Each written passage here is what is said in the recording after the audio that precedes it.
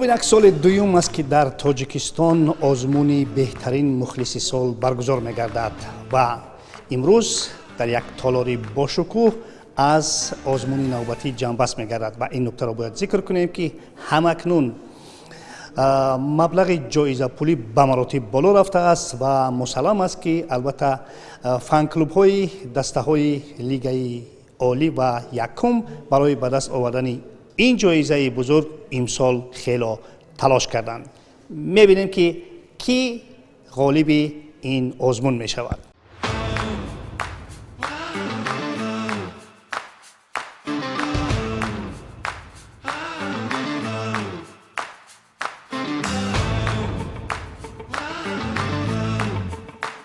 خوش من دوستان عزیز، من تالاری که گفتم همکنون برای برگزار شدن این آزمون آماده است. چگونه که می‌بینیم در اینجا من محض در همین مانیتوری کلان البته غالبان در اینجا معلوم می‌گردند و تالار هم خیلی تالارهای باشکوه است. می‌بینیم که با آهستگی نمایندگان همه دسته‌ها وارد تالار می‌شوند و البته تا جای امکان ما می‌خواهیم که با ایشان صحبت‌های هم انجام داده باشیم. من مهمونی اولینی ما آمدند و البته می‌خواهیم که خوب در همین آزمون چگونه توانستید که شرکت کنید امسال؟ اکنون اگر ریالی گپ زنیم بله ریالی اونقدر شرکت هم گویا نکردیم با کدام خاطر چون که علت شما با خبر هستین که ورزشگاهایی که در ناحیه جنوبی بلخی بودن با طلبات فدراسیون جوابگونه بودن از این خاطر ما تمام بازی‌ها رو در سفر گذراندیم و این سبب هم شد که نتیجه اونقدر خوب به دست نآوردیم. چون خود میدونید که وقتی که ما برای کی بازی میکنیم برای مخلص، وقتی که مخلص نباشد اما از فرصت مناسب استفاده بود. اون نفرایی که تو خوجند و دیگر البته میرفتن دستگیری میکردن با اون خاطر با اونها مینداری خود میرسونن. اصلا درباره همین آزمون چه گفتن ممکن است؟ خب ببینید فکر میکنیم که یک روح بلندی هست برای البته فن کلوب های دسته ها. البته من فکرم که تو حاضرم از طرف مخلصا اونقدر به قدر این آزمون نمیرسن و من باوری دارم که آینده البته این خوب میشود چون که سال تا سال ببینید این هم جایزه پولی که ما سال تا سال افزون میگردد و باوری دارم که باز از این هم باز مکافات خوب پیشنهاد میشن. شاید من مخلصو باید خلاصه خوب ببرند. فن کلوب دسته روشن کلوب یکی از مدعیان اساسی برای دریافت این جایزه است، درست است؟ خیلی البته درست است. وقتی که ما روشن کلوب میگیم در نظر داریم مخلصان اشدین فوتبال تاجیک در نظر داریم که در حقیقت بسیار از جهت اگر ما چی گیریم اگر در جای اول هستند. یعنی که ببینید که وقتی با ما استقلال بازی میکنیم استادیوم لپ است، یعنی از 18000 زیاد بود. برای یک گفتنی هستن که روز یک اقدام خوب است از طرف رئیس فدراسیون فوتبال مینداری خودم بیان میکنم و بسیار یک برای مخلصان ما این روز یک روزی هست که روز تاریخی است. تا کدام اندازه من همین برگزار شدن همین گونه یک آزمون با فرهنگ مخلصی در لیگ ما در فوتبال ما تاثیر مثبت رسانید؟ مثبتش همین است که رحمت با اساسگزار صلح وحدت ملی پیشوای معظم ملت که امروز دولت ما اینجاست، رحمت با رئیس شهر دوشنبه محترم رستم مملی با رئیس فدراسیون فوتبال تاجیکستان که امروز من همه متحد کردم. ما همه سهرجام هستیم، فن کلوبان چی تیم منتخب باشد و چی همین کماندویی که با کوبا میبرن ما آمده دستگیری میکنیم. بهتریش همین شد که مخلص امسال در همه میدان ها مول بودن. خوب تا کدام اندازه من همین رقابتی فن کلوب شما با فن کلوب های دیگر دیده میشد؟ البته زیرا که فن کلوب دسته استرابشن یکی از مدعیان جایزه است. ما فرقش همین بود که ما فقط اول برای تاجیکستان عزیزمون شعرخوانی میکردیم، دوم برای پیشوای معظم ملت اساسگزار صلح وحدت ملی. بعد از آن یک شعر بود: ما اولاد سامانیم، پیروان پیشواییم، هم قدم رستمیم، تاجیکان عالمیم. این را ما تا همین درجه وای کردیم که تا شهرهای روسیه، ازبکستان، قرقیزستان رفته خوندیم و همه تاجیکان خرسند بودن که امروز شعر نو ایجاد شد. امسال هم مدعی اساسی شما هستید؟ به هر صورت فن کلوب های دیگر هم بسیار دعوا دارن با این خاطر. خیلی جای یکم کسی سزاوار باشد. сазовор бошад, арзанда бошад. خب نسبت برگزاری من همین آزمون چی اندیشه دارید؟ خوبتر میشد که همین آزمون بسیارتر مقصد تشکیل شود، همه سالت تشکیل شود، چون که مخلص است تو فوتبال است، چون میگن که با یکی از بازیگران مثلا 12 بازیگر در میدان این مخلص است. خوب میشود چون که رفته رفته روز تا روز مخلص ها در ورزشگاه بسیار شده استند و دستهای خود را دستگیری می نمایند. تا کدام اندازه من برگزار شدن این آزمون با فرهنگ مخلصی و با زیاد گشتن شماره مخلصان در ورزشگاه ها مساعدت کرد؟ فکر میکنم این یکی از اقدام های خوبی پرزیدنت فدراسیون فوتبال تاجیکستان است. اگر چنین مخلص آزمون ها بیشتر و زیادتر کرده شود، فکر میکنم که میدان های ورزشی پر از مخلص می شود، چون که هم از روی مشاهده که ما تقریبا 90% لیگ عالی فوتبال لیگ عالی تاجیکستان رو انعکاس کردیم. از روی مشاهده ها مخلصان، فرهنگ مخلص، آمدن مخلص به ورزشگاه خیلی زیاد شده است. فرهنگ مخلصیان بهتر و خوبتر شده است. ببینید که از روی مشاهده شما کدام فن کلوب ها بیشتر و بیشتر دسته های خود دستگیری کردن، چون که چند فن کلوب های لیگ های عالی و لیگ یکم مدعی این جایزه هستند با فکر شما؟ از روی مشاهده ها دسته رفشن کلوب خیلی در بازی خانگیشون قریب که فعالند، ورزشگاه پر از مخلص می شود. بعد دسته استرفشن هم از هم چی ندارد، این هم مخلصاش هم زیاد می شود. بعد لیگ یکم که دسته سرای کمر نویه 5 هم بازی خانگیش قریب که پر می شود ورزشگاه. از روی مدعی فکر میکنم که دسته رفشن است مخلص بهترین سال. با اندیشه صرف انفرادی تو کدام فن کلوب ها امروز مدعی این جایزه بوده می توانند؟ روشن کلوب بهترین در بازی ها اشتراک مخلصا بسیارتر بود. خیلی بدونم که فدراسیون فوتبال چی را به نظر میگیرن. بهترین بازی ها در روشن کلوب شد. در استادیوم مرکزی روشن کلوب مخلص هم بسیار بود. شما خودتون شاهد هستید. فدراسیون فوتبال خواهش میکنم که امیر به نظر بگیرن که کدام دسته های میان تیم منتخب دستگیری میکنن، چی بازی بین المللی، چی فوتبال کماندو که تاجیکستان ما را معرفی میکنن، برای چی نمیان مخلصی کنن. امیرم به نظر بگیرن باید بهترین مخلصی فوتبال تاجیک معین کنن. تا کدام اندازه فن کلوب دسته خوجند میتواند که خب مدعی من همین جایزه باشد؟ رقابت داشتید با دیگران یا نه؟ البته امسال نیست، چون سال گذشته رقابت زیاد بود با بین فن کلوب های دسته ها با بین لیگ عالی. با فکرم با سزاوار بودیم که در 3 گانه سزاوار شویم امسال. خب از نگاه شما من همین برگزاری من همین آزمون تا کدام اندازه مخلصان را به ورزشگاه آورد؟ این گونه آزمون که از طرف محترم رئیس شهر دوشنبه، محترم پرزیدنت فدراسیون فوتبال تاجیکستان رستم امامی تشکیل گردید، باعث گردید که فن کلوب ها دستهایی که نداشتن تأسیس گردید و هر یک فن کلوب دسته ها حرکت کرد چقدری که توانست مخلصان را به ورزشگاه زیاد نماید. خب برتری شما یا اینکه مثلا ضعف شما در قیاس با فن کلوب های دیگر با اندیشه صرف انفرادی شما در کجاست؟ به فکر من برتری ما در همه بازی‌های سفرها اشتراک نمودیم، چون رگلامنت همین آزمون با همش رو وای کردیم، اجرا نمودیم.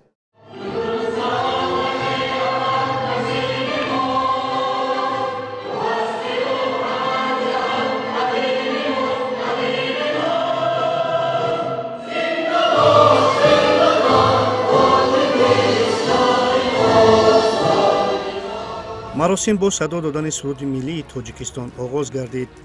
نایب پرزیدنت فدراسیون فوتبال تاجیکستان سیف علی دانیارزاده ضمن برآمد خود گفت که озмуни мазкур бар тибқи супоришҳои протоколии маҷлиси васеи президенти федератсияи футболи тоҷикистон раиси шаҳри душанбе муҳтарам рустами эмомалӣ бо аҳли ҷамоатчигии футболи тоҷик баргузор гашта, он ба хотири баланд бардоштани фарҳанги мухлисӣ ҷалби бештари мухлисон ба футбол роҳандозӣ мешавад. гуфта шуд, ки дар умум бозиҳои лигаи олии якум, бозиҳои ҷом ва суперҷоми мамлакатро дар ин мавсим 722,840 тамошобин дар варзишгоҳҳо тамошо карданд. ӯ инчунин аз номи ҳамаи мухлисони футболи кишвар ба яке аз пешоҳангони ҳаракати мухлисӣ дар мамлакат Саади Исмоилов, ки айни замон бемор аст, таманнои шифо кард. бо дастуру ҳидоятҳои бевоситаи президенти федератсияи футболи тоҷикистон муҳтарам рустами эмомалӣ соли дуюм аст, ки озмуни беҳтарин мухлиси сол ташкил ва баргузор мегардад, ки сабаби ба ҳам омаданҳо ва далели таъсиси гурӯҳҳои ҳаводорони футболи клубӣ дар кишвари азизамон гардид.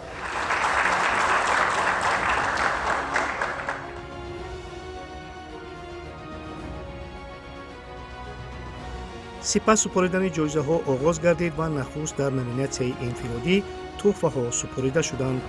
намояндагони фанклубҳои дастаҳои Истиқлол, Хуҷанд, Регартадас, Эсхата ҳосилот ва Ҳулбук аз Лигаи Олӣ ва намояндагони дастаҳои Парвоз, Сардор, Моҳир, Сомон ва Шодмон аз Лигаи Якум дар ин номинатсия қадрдонӣ шуданд.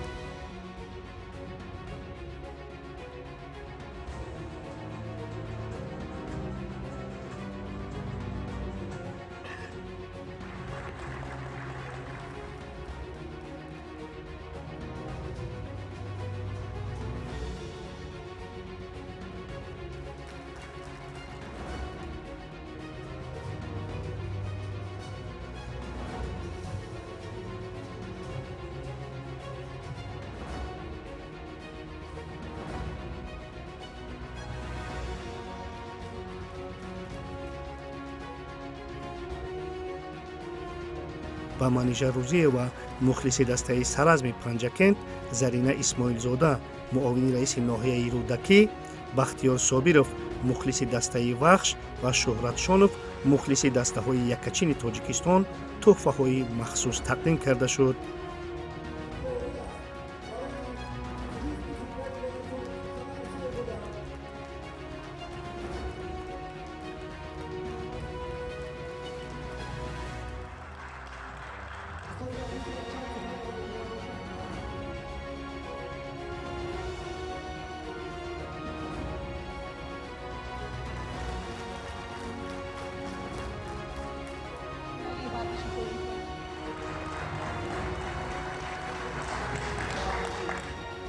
роҳбари фан-клуби шерони шуҷои масчо Усмонов Вафоҷон Шодибекович. ҷоизаи махсуси Лигаи футболи Тоҷикистон бошад ба фан-клуби дастаи Шерони шуҷои масчоҳ насиб гардид.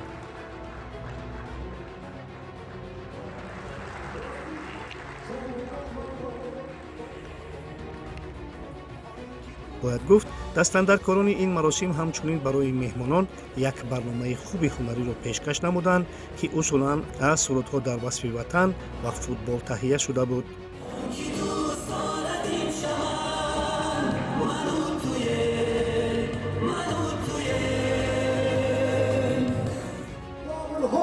фан-клуби бошгоҳи Сарои Камар, роҳбари фан-клуб Тохтовар Шаҳриев.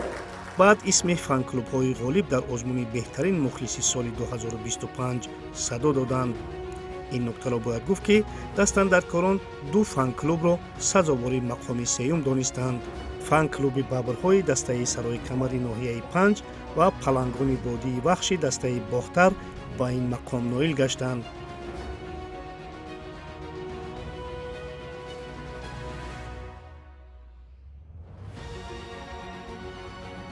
фан-клуби палангони шимоли дастаи Истаравшан, ки дар соли нахусти озмун барандаи он гашта буд, ин маротиб мақоми дуюмро касб кард.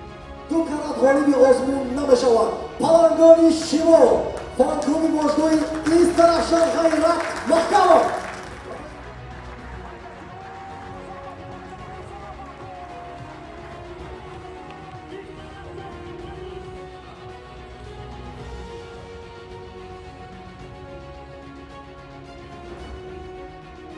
فان-клуби شیرانی کوه، فان-клуби دسته روشن شهری کوه، رومانی فان-клуб عبدوستاری، عبدوجبار و برای تقدیم جایزه و سند دعوت کرده بشود. غالبی آزمون بهترین مخلص سال 2025 باشد. فان کلوب دسته شیران کلوب دسته روشن گشت.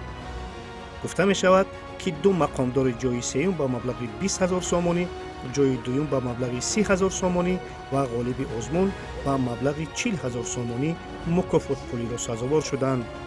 در عموم باشد فوند جایزوی آزمون 150,000 سومانی را تشکیل می کرد.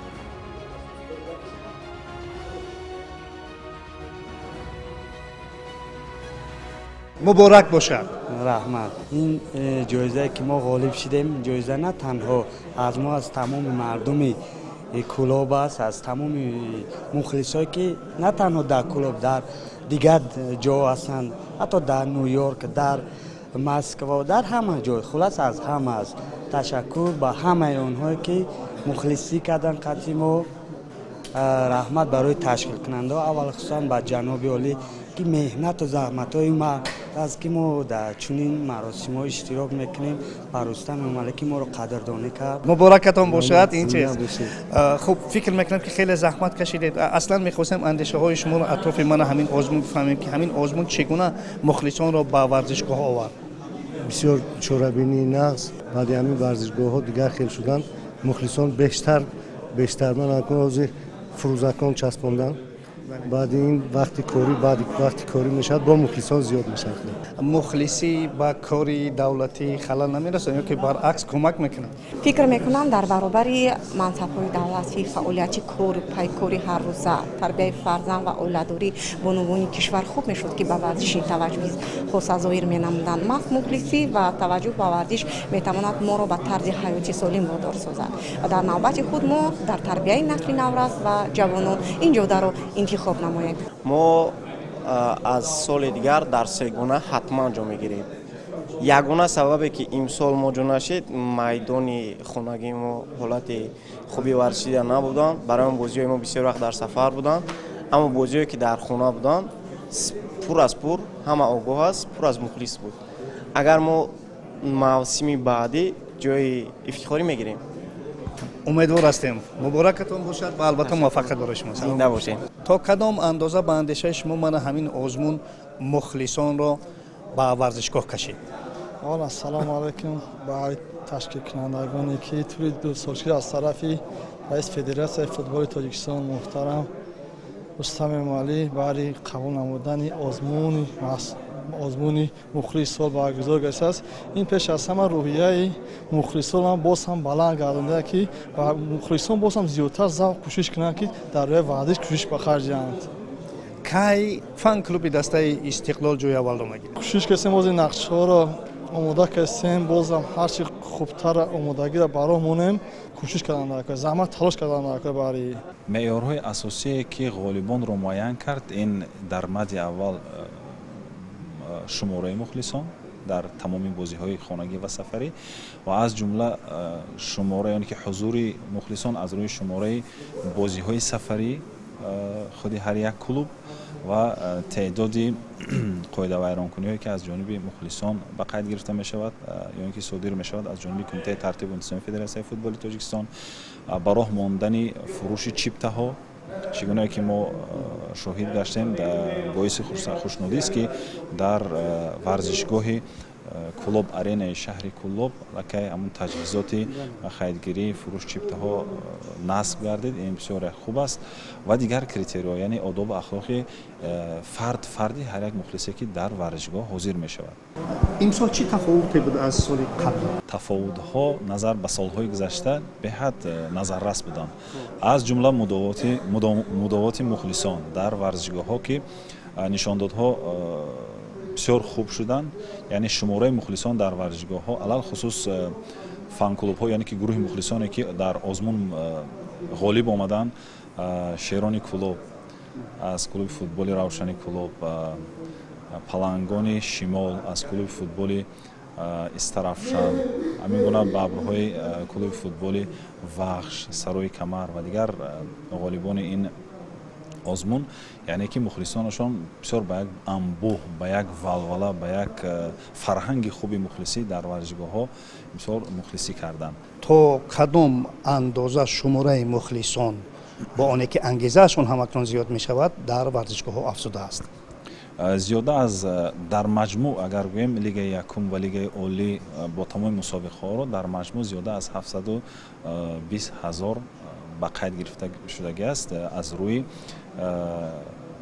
яъне ки протоколи бозиҳо, яъне ин нишондоди расмӣ аст ки мо кӯшиш мекунем сол аз сол ин нишондодро боз ҳам боло барем ва дигар ҳадафҳои озмун ки ба роҳ мондани фаъолияти хубу самарабахши самти маркетинг аст, яъне фурӯши чиптаҳо дар варзишгоҳҳо роҳандозӣ шавад, мухлисон бо дигар критериое ки дар худи низомномаи озмун зикр шудагӣ аст, аз ҷумла одоби мухлисӣ, фарҳанги мухлисӣ, ҳамин чизҳо ҳам роҳандозӣ шавад соли оянда.